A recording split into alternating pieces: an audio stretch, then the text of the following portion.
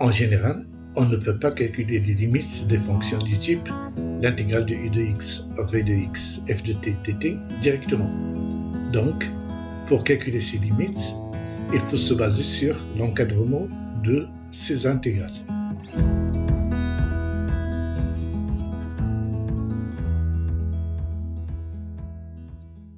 Pour démontrer un encadrement du type l'intégrale de u de x, v de x, f de t dt, compris entre phi de x et psi de x, deux situations se présentent. La première situation, si on peut extraire le réel v de x moins u de x des expressions de phi de x et psi de x, et la deuxième situation, si on ne peut pas extraire le réel v de x moins u de x des expressions de phi de x et de psi de x. Dans la première situation, il faut encadrer f de t pour t variant dans l'intervalle d'extrémité u de x et v de x en utilisant la monotonie de la fonction f et en faisant attention à l'ordre des bornes. Dans la deuxième situation, chercher dans phi de x et psi de x les éléments de f de t pour lesquels on a remplacé t par u de x dans un membre et par v de x dans l'autre membre. Et c'est la partie à encadrer et intégrer ce qui reste de f de t entre v de x et u de x. Dans la suite, on va voir des exercices où on va appliquer les résultats que nous venons de citer. Exercice 1, soit f la fonction définie par f de x égale l'intégrale de x à 2x dt sur 1 plus racine de t. Premièrement, déterminer df. Deuxièmement, montrer que quel que soit x appartenant à l'intervalle 0 plus infini, f de x est compris entre x sur 1 plus racine de 2x et x sur 1 plus racine de x. Et troisièmement, en déduire la limite quand x tend vers plus infini de f de x. Premièrement, déterminons le domaine de définition de la fonction f. La fonction qui était associée 1 sur 1 plus racine carrée de t est définie et continue sur l'intervalle 0 plus infini, d'où x appartenant à df, c'est seulement si x appartenant au domaine de définition de la fonction qui est x associée x et la fonction qui est x associée 2x. Et x et 2x appartiennent à l'intervalle 0 plus infini. Ceci est équivalent, comme le domaine de définition de x et 2x c'est R, donc x appartenant à R, et x appartenant à 0 plus infini, 2x appartenant à 0 plus infini, c'est seulement si x appartenant à l'intervalle 0 plus infini.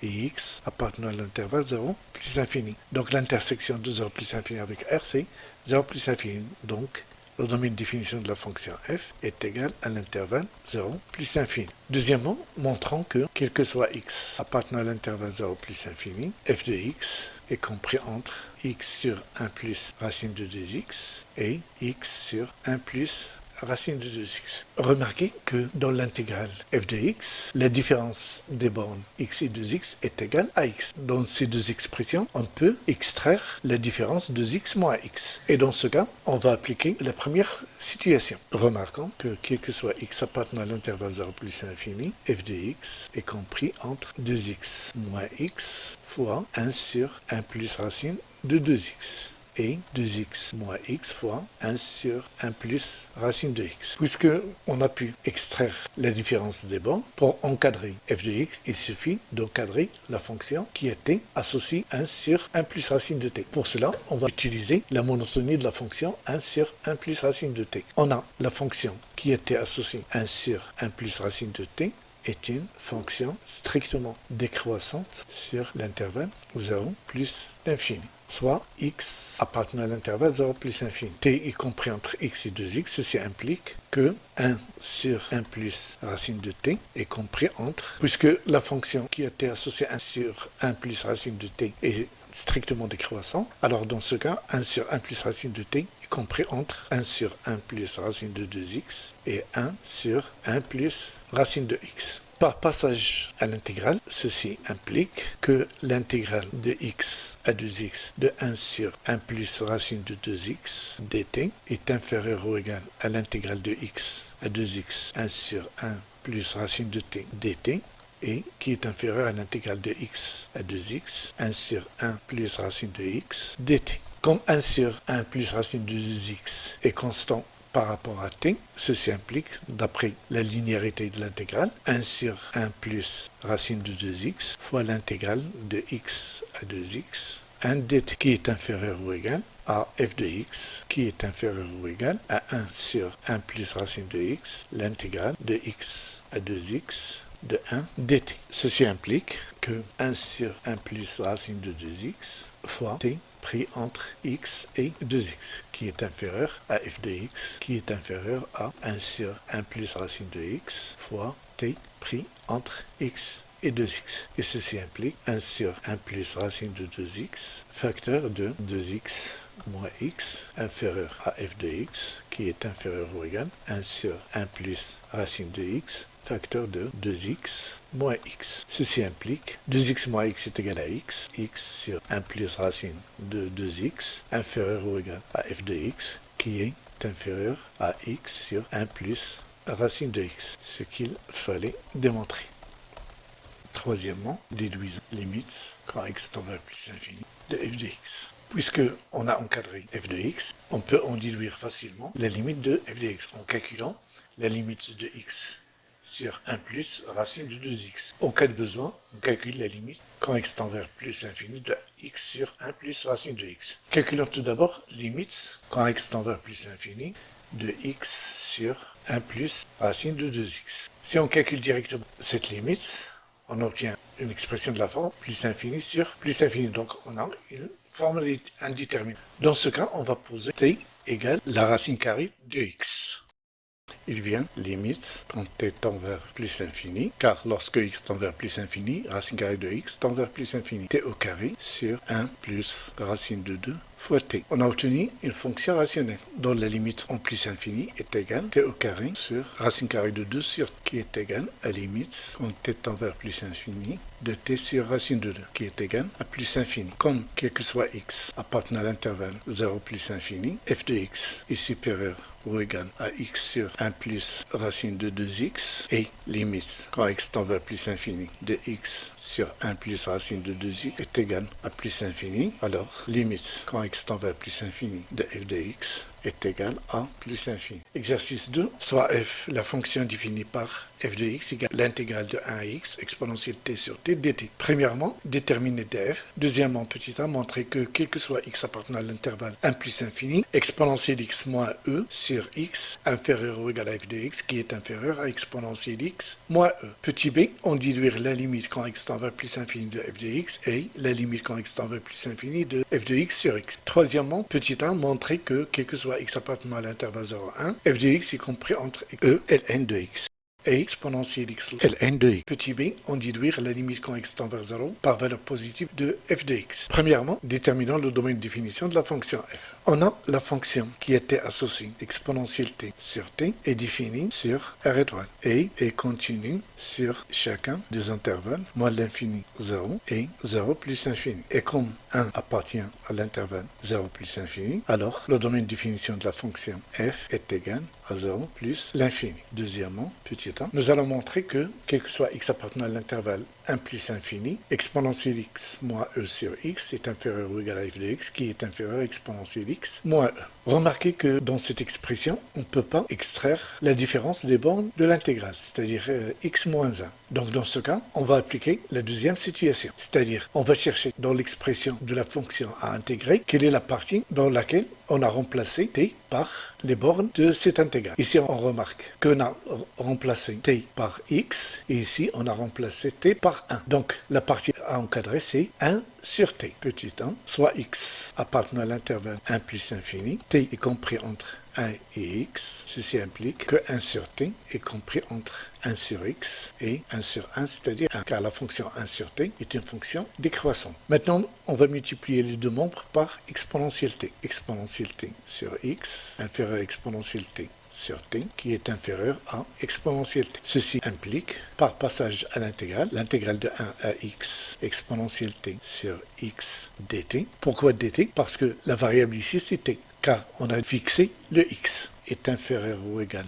à l'intégrale de 1 à x exponentielle t sur t dt, qui est inférieur ou égal à l'intégrale de 1 à x de exponentielle t dt. Ceci implique, puisque x est une constante par rapport à t, on peut faire sortir 1 sur x en appliquant la linéarité de l'intégrale. 1 sur x fois l'intégrale de 1 à x exponentielle t dt qui est inférieur ou égal à f de x qui est inférieur ou égal à l'intégrale de 1 à x exponentielle t dt. La primitive de exponentielle t c'est exponentielle t, donc ceci implique que 1 sur x fois exponentielle t pris entre 1 et x est inférieur ou égal à f de x qui est inférieur ou égal à exponentielle t pris entre 1 et x. Ceci implique 1 sur x facteur exponentielle x moins e inférieur ou égal à f de x qui est inférieur à exponentielle x moins exponentielle 1 c'est e. Donc, quel que soit x appartenant à l'intervalle 1 plus l'infini, f de x est compris entre exponentielle x moins e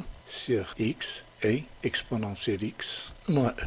Petit b, en déduire les limites quand x tend vers plus l'infini de f de x. On va calculer tout d'abord limite de exponentielle x moins e sur x, et en cas de besoin, on calcule la limite quand x tend vers plus l'infini de exponentielle x moins e. Donc tout d'abord, limite quand x tend vers plus l'infini de exponentielle x moins e sur x, ça nous donne une forme indéterminée de la forme plus infini sur plus infini. Ceci est égal à limite quand x tend vers plus l'infini de exponentielle x sur x moins e sur x. Ce terme, il tend vers plus infini, et celui-là tend vers 0, donc la limite est égale à plus infini. Comme, quel que soit x appartenant à l'intervalle 1 plus infini, f de x est supérieur ou égal à exponentielle x moins e sur x, et limite, quand x tend vers plus infini, de exponentielle x moins e sur x est égal à plus infini, alors limite, quand x tend vers plus infini, de f de x est égal à plus infini. Pour la deuxième limite, on va tout d'abord encadrer f de x sur x. On a, quel que soit x appartenant à l'intervalle 1 plus infini,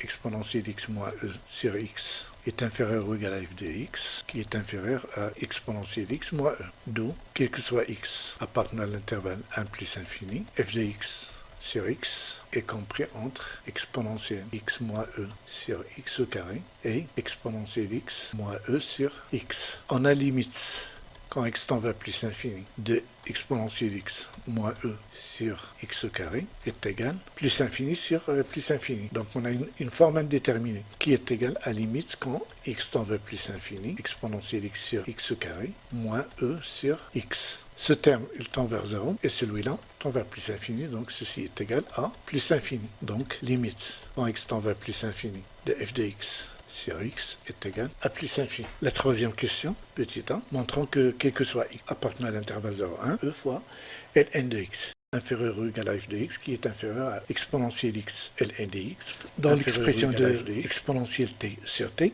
le terme qu'on a remplacé par les bornes de l'intégrale de chaque côté de cette inégalité, c'est exponentielle t. Donc, on a remplacé ici t par x, et ici, on a remplacé t par 1. Donc, la partie de exponentielle t sur t qu'on va encadrer cette fois, c'est exponentielle t. Donc, soit x appartenant à l'intervalle 0, 1, t est compris entre x et 1. Ceci implique que exponentielle t est compris entre exponentielle x et e, car la fonction exponentielle est croissante. Ceci implique que exponentielle t sur t est compris entre exponentielle x sur t et e sur t. Ceci implique, par passage à l'intégrale, puisque x est inférieur à 1, de x à 1, exponentielle x sur t dt est inférieur ou égal à l'intégrale de x à exponentielle t sur t dt, qui est inférieur ou égal à l'intégrale de x à 1 e sur t dt. Ceci implique exponentielle x fois l'intégrale de x à 1, 1 sur t dt, inférieur ou égal à l'intégrale de x à 1, exponentielle t sur t dt, qui est inférieur ou égal à e fois l'intégrale de 1 de x à 1,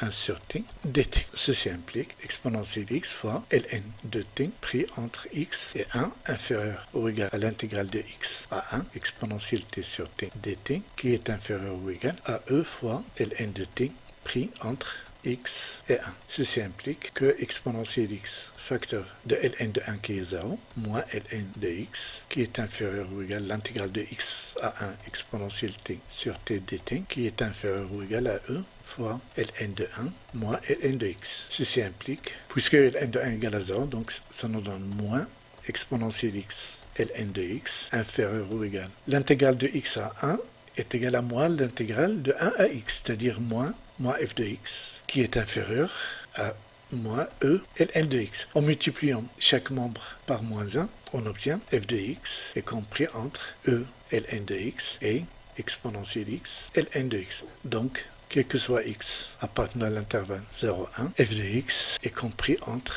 e ln de x et exponentielle x ln de x. Petit b, déduisons limite lorsque x tend vers 0 par valeur positive de f de x. On a limite quand x tend vers 0, x supérieur strictement à 0, e fois ln de x est égal à e fois limite quand x tend vers 0 plus de ln de x. Et ceci nous donne moins l'infini. On ne peut rien tirer de ce résultat. De plus, limite quand x tend vers 0 plus de exponentielle x fois ln de x est égal. Limite quand x tend vers 0 plus de exponentielle x est égal à 1. Et limite lorsque x tend vers 0 plus de ln de x est égal à moins l'infini. Donc ça nous donne moins l'infini. Et comme quel que soit x appartenant à l'intervalle 0, 1, f de x est inférieur ou égal à exponentielle x fois ln de x, et limite quand x tend vers 0 plus de exponentielle x ln de x est égal à moins l'infini, alors limite quand x tend vers 0 par valeur positive de f de x est égal à moins l'infini.